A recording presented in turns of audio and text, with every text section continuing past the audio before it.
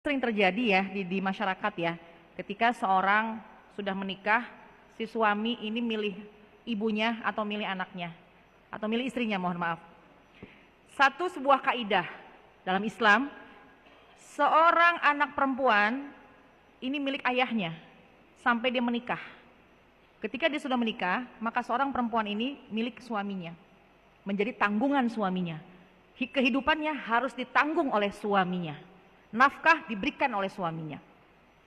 Seorang laki-laki, dia milik ibunya. Maksud milik ibunya adalah meskipun si suami atau seorang laki-laki sudah menikah dan dia sebagai seorang suami, maka dia tetap mendahulukan ibunya.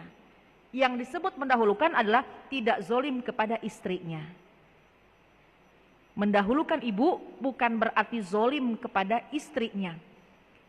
Ketika seorang suami sukses, maka harta pertama yang harus dia berikan adalah kewajiban utamanya kepada istri.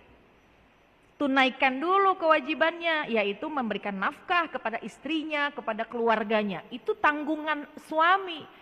Istri dan anak tanggungan suaminya. Adapun ibu menjadi kewajiban dirinya, tapi bukan tunggal. Bukan hanya kewajiban dia seorang. Apalagi kalau si ibu punya anak laki-laki yang lain.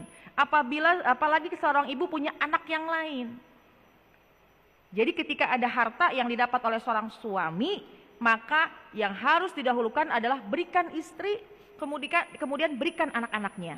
Namun, selama seorang istri sudah mendapatkan hak nafkah, cukup.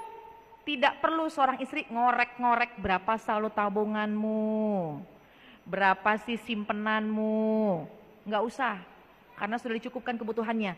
Adapun seorang suami mau memberikan kepada orang tuanya tanpa izin istri, boleh. Seorang suami yang sudah memberikan nafkah dari tabungannya ingin memberikan kepada adik-adiknya sebagai pemberian hadiah, atau memang yang ditanggung karena memang belum bekerja, ibunya punya keterbatasan, si suami punya kelebihan, itu silahkan.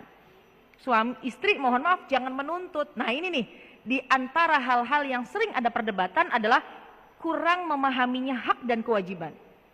Ketika dia sudah mendapatkan haknya yaitu nafkah, cukup sampai di situ.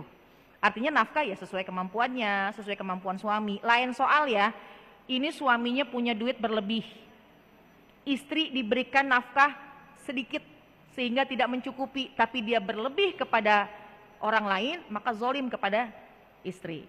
Kalau bisa dijalankan semuanya beriringan